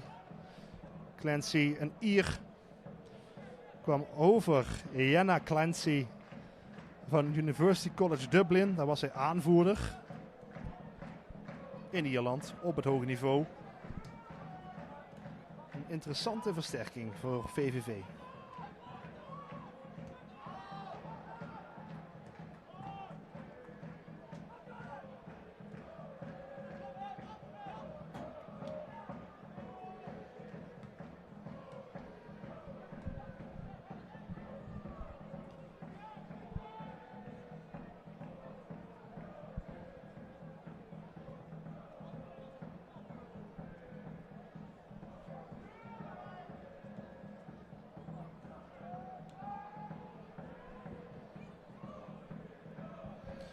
Nog 9 minuten en dan zit deze wedstrijd erop. Tenzij VVV nog een doelpunt weet te maken natuurlijk. Er was nog geen voorbereidingswedstrijd waarin VVV nog niet scoorde. Dus laten we ons daaraan vasthouden dat dat er nog in zit.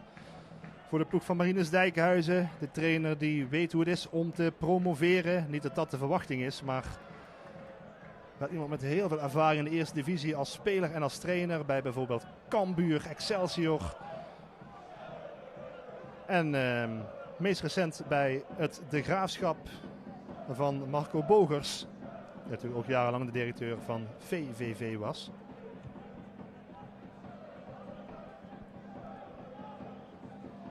Gaat toch nog 1 keer gewisseld worden door VVV, zo lijkt het. De vraag is bij welke stand, als het goed is bij een 0-1.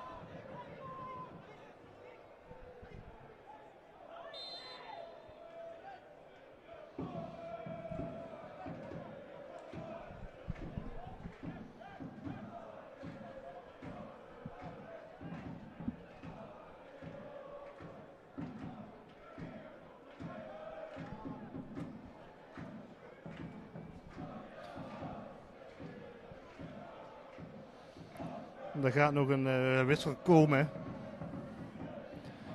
bij VVV. Nog een spits. Ik kan me voorstellen dat daar een andere spits voor naar de kant wordt gehaald. Maar we gaan eerst even verder. Ja, als je aan de bal uitschiet dan kun je gaan wisselen. Zo simpel is het ook alweer. Snelheid in op ten spijt. Davy Hendricks. Die komt. Wie gaat er dan vanaf? Zuliani. Die mag gaan zitten. En Davy Hendricks is een aanvaller van 19 uit Heel. En het is niet de eerste keer dat hij bij L1 in beeld komt. Of in de spotlight staat. Want toeval of niet, collega Frank Monen sprak hem een aantal dagen geleden bij wegrestaurant De Molshoof. Dat sloot na tientallen jaren trouwe dienst aan met name truckers. En wie stond daar achter de bar en vertelde dat hij wil doorbreken bij VVV. Gisteren vond dat gesprek plaats. Inderdaad, deze Davy Hendricks. Het zou een verhaal zijn. En deze bal gaat er niet in. Breuger, een invaller. Ja, dat is wat je kunt zeggen van iedereen bij Fortuna Köln. Alleen Funger staat er nog in van het originele basiselftal. De corner voor Fortuna Köln, dat gezien de krachtsverhoudingen ook wel de meeste aanspraak maakt op de overwinning. Zo eerlijk moet je zijn. VVV amper gevaar gesticht, zeker in de tweede helft. En weer Schoonderwald, die erger moet voorkomen.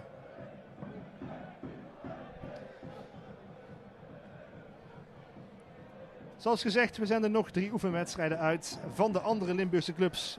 Stuk voor stuk 1.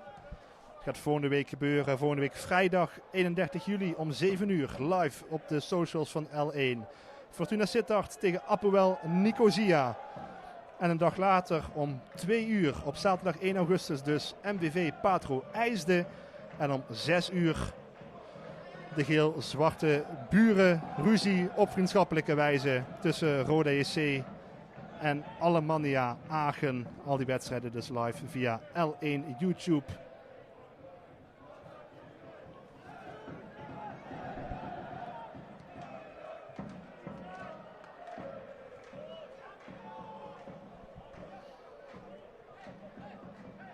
De lijn met buitenspel. Ja, dat is het ook. El Gadioui. Aanvaller die ooit nog 2 keer in de Bundesliga scoorde. Voor VfB Stuttgart. Dat is een tijdje geleden, maar toch.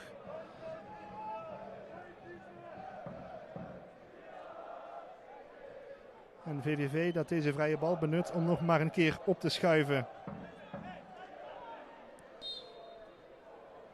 Vorig jaar ging de Herman en de Wiel Tewe Memorial naar VVV zelf. Het zit een 2-1. Onder meer door een doelpunt van Dien Zandbergen die tegen de vlakte gaat.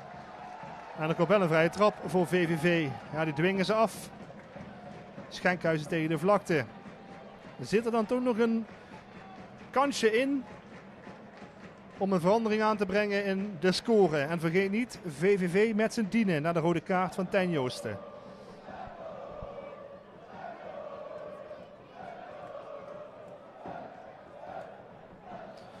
Zandbergen zelf achter de bal. Bij de muur, mooi detail. Een muurligger.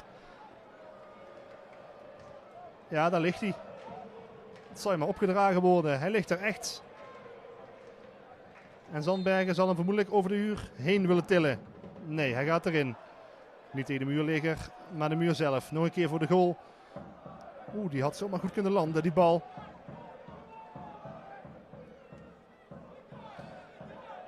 Moet nog een keer voor de goal. Raf Vullers. Zoekt naar een vrije man. Bijna gevonden. En dan moet Schoonderwald toch even opletten dat deze bal niet aan hem voorbij schiet.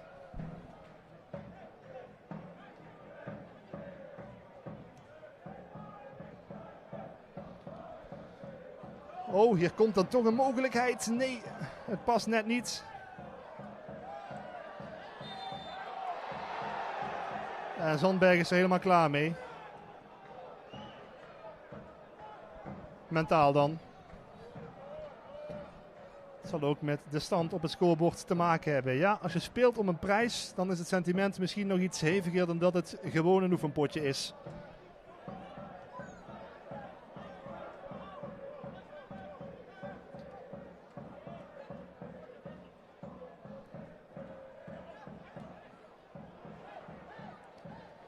Ja, de ruimtes worden groter, dat kan niet anders. En er komt een dot van een kans op de 0-2.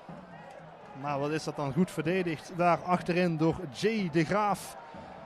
En de bal in de diepte naar Zandbergen. Ja, Dien van zin en list. Heeft hij vaak genoeg gedaan? Thomas Jansen, zoeken naar de ruimte. Waar ga je naartoe? Goed gedaan. Bal in de ploeg gehouden.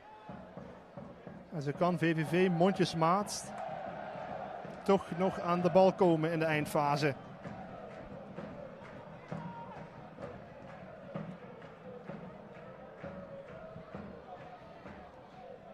Jay de Graaf scoorde dinsdag in de wedstrijd nog tegen Victoria Köln. Kan hij nog een keer tegen een ploeg uit Keulen. De bal gaat uiteindelijk breed naar Vullers.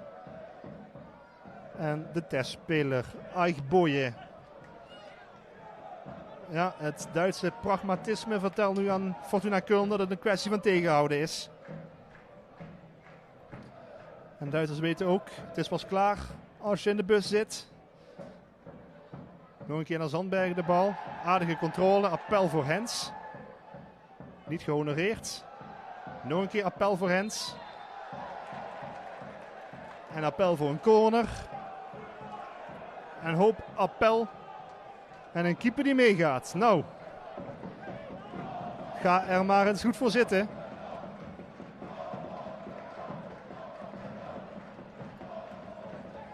Want bij het bijna verstrijken van de minuten van de officiële speeltijd komt er nog een corner voor VVV met keeper Schonewald die zich ook meldt in het 16 meter gebied. De scheidsrechter gaat nog maar eens een gesprek voeren. Het zal nu de eerste, wellicht wel de laatste van de wedstrijd zijn. Want de 90 minuten zitten erop. Nog één corner. Valt hij goed? Nee. Oh, en dan is er natrappen. Ja, en dan zijn de rapen gaar. Een paar minuten extra tijd, maar Zandbergen, is het Zandbergen, die krijgt eerst een zet. En geeft dan zelf een schop. Ja, en als de scheids de lijn handhaaft die hij heeft ingezet, dan moet hier ook een kaart komen voor Zandbergen. 4 minuten er nog bij geteld door de arbitrage. Geel voor allebei. Ja, als je echt volgens de regels fluit, is dit natuurlijk ook een rode kaart. Niet dat dat per se nodig is, maar natrappen, dat lijkt mij overduidelijk.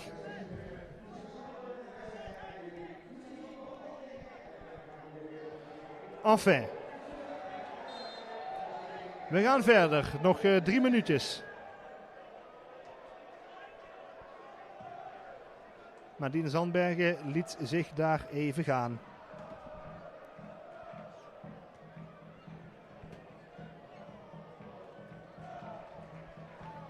Hoekschop voor Fortuna Köln dat applaus op de bank teweeg brengt.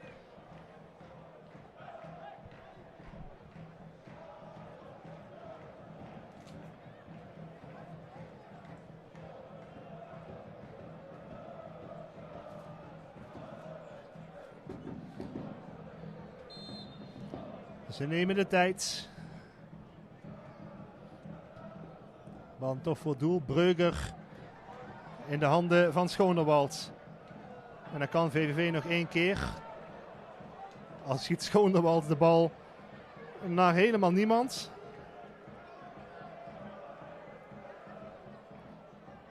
Dan gaat Davy Hendricks nog maar een keer doorjagen. Maar wordt het spel toch goed verlegd door de keeper.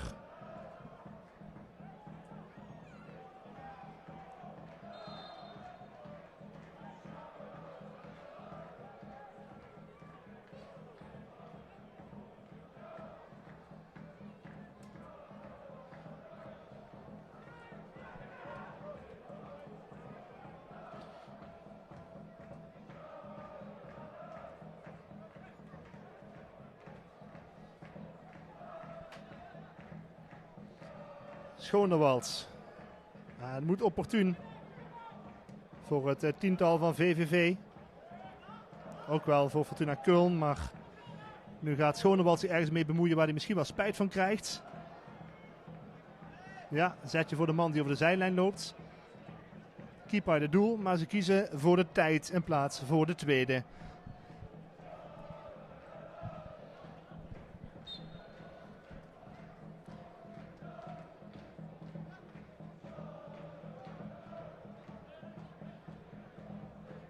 Voetje ertussen van Thomas Jansen is niet genoeg.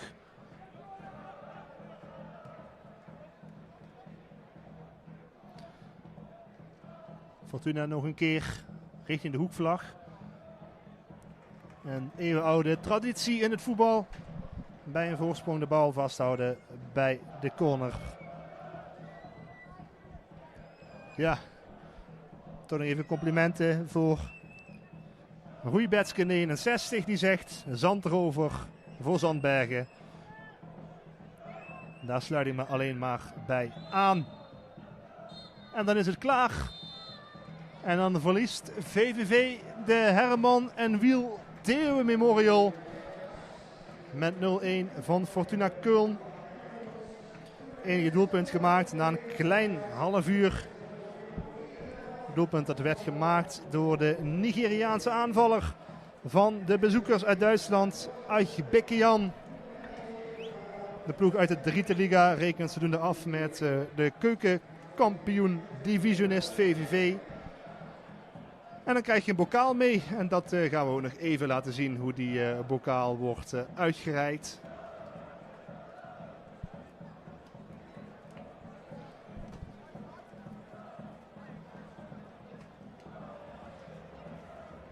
Is er toch genoeg gebeurd, kun je stellen. In een wedstrijd met kansen, met een doelpunt, met een rode kaart, met heel veel wissels.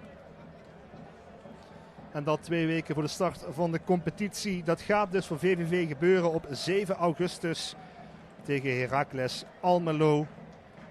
En vervolgens NAC Breda en De Graafschap. Volgende week nog 1 oefenduel voor de ploeg van Marinus Dijkhuizen. Dat wordt dan de wedstrijd tegen KAS Eupen in Zwolgen. Die wedstrijd zenden wij niet uit, want volgende week de andere 3 Limburgse profclubs in actie in een live oefenwedstrijd op L1 YouTube. Vrijdag nogmaals om 7 uur. 31 juli dus, aanstaande vrijdag. Fortuna Sittard tegen Apoel Nicosia uit Cyprus. Zaterdag 1 augustus, een dag later, om 2 uur MVV tegen een Belgische tegenstander. Patro IJsde. En ook zaterdag 1 augustus, maar dan om 6 uur. Roda JC tegen Alemannia Aachen. En dan heeft u, zoals dat gewend bent de afgelopen jaren, van alle Limburgse clubs een oefenwedstrijd live gezien. En gaan nu de beide ploegen zich nog heel even opstellen om de prijsuitreiking te bekijken. De scheidsrechter die vertrekt ondertussen al, die heeft genoeg gezien. Ik denk dat een aantal spelers ook genoeg heeft gezien van de arbitrage. Als ik heel eerlijk ben.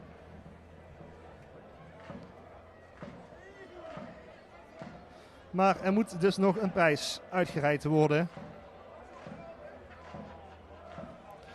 En dat is deze beker.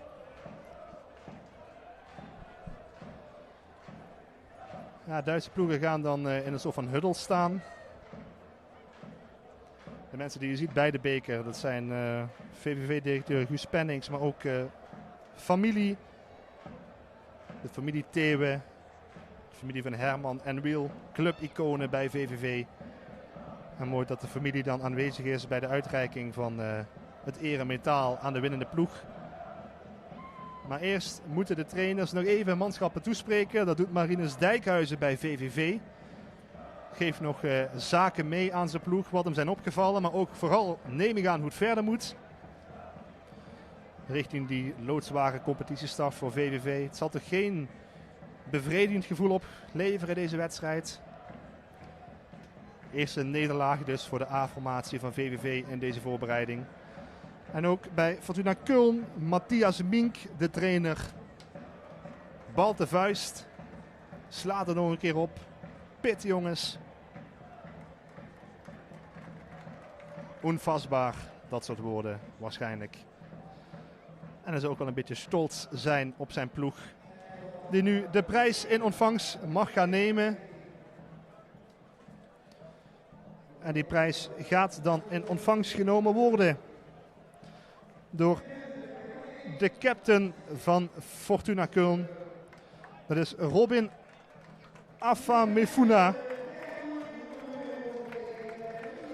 De winnaar van de Herman en Wiel Thewe Memorial editie 2026 is dan ook hierbij in handen van de aanvoerder een beker en een bos bloemen.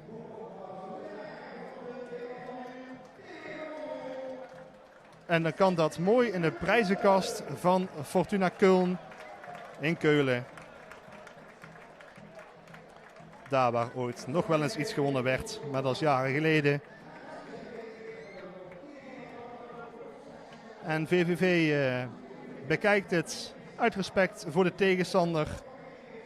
En er wordt een foto gemaakt met de familie en met de beker en met de bloemen. Goed, dit lijkt me een mooi beeld om mee af te gaan sluiten. De prijsuitreiking na afloop van de Herman en Wiel Thewe Memorial. Die dit jaar gewonnen wordt door Fortuna Köln. Door een 0-1 zege op VVV Venlo. Ik wil u bedanken voor het kijken naar deze livestream. Nog eenmaal, volgende week zijn we terug. Met dan op vrijdag Fortuna Apoel Nicosia. En op zaterdag MVV Patro IJsde en Rode JC Alemannia Aachen.